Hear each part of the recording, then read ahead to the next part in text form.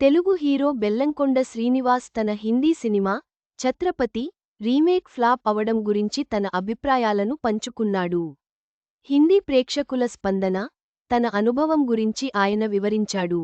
తెలుగులో హీరోగా కెరీర్ మొదలుపెట్టిన బెల్లంకొండ శ్రీనివాస్ మధ్యలో హిందీలో సినిమా చేశాడు. చాలా గ్యాప్ తీసుకుని మళ్లీ ఇక్కడ భైరవం చిత్రం చేశాడు. మే 30న థియేటర్లలోకి రానుంది. ఈ క్రమంలోనే ప్రమోషన్లలో పాల్గొన్న ఇతడు ఛత్రపతి హిందీ రీమేక్ ఫ్లాప్ కావడం గురించి మాట్లాడాడు. హిందీలో సినిమాలు చేసిన తెలుగు హీరోలు పెద్దగా లేరు. ప్రస్తుతం రానా, రామ్ చరణ్ మాత్రమే చేశారు. చరణ్ చేసింది జంజీర్ రీమేక్. హిందీ మూవీని మళ్లీ హిందీలో చేయడం వల్ల ప్రేక్షకులు అలా తీసుకున్నారేమో తెలియదు.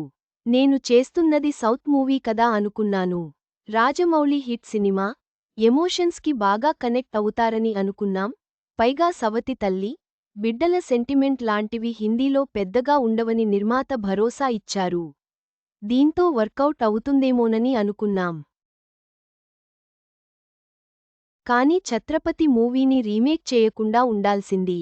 ఎందుకంటే అప్పటికే సౌత్ సినిమాల్ని హిందీ ప్రేక్షకులు బాగా చూసేశారు. ఆ మూవీ షూటింగ్ జరుగుతున్నప్పుడు కూడా ఇది వర్కౌట్ అవుతుందా అనే టెన్షన్ వల్ల పూర్తిగా దృష్టి పెట్టలేకపోయాను అని బెల్లంకొండ శ్రీనివాస్ చెప్పుకొచ్చాడు. చివరగా బెల్లంకొండ శ్రీనివాస్ తన హిందీ సినిమా అనుభవం గురించి వివరించాడు. ఛత్రపతి రీమేక్ నిర్ణయం తప్పు అని, హిందీ ప్రేక్షకులకు సౌత్ సినిమాలు అలవాటు అయ్యాయని ఆయన అభిప్రాయపడ్డాడు.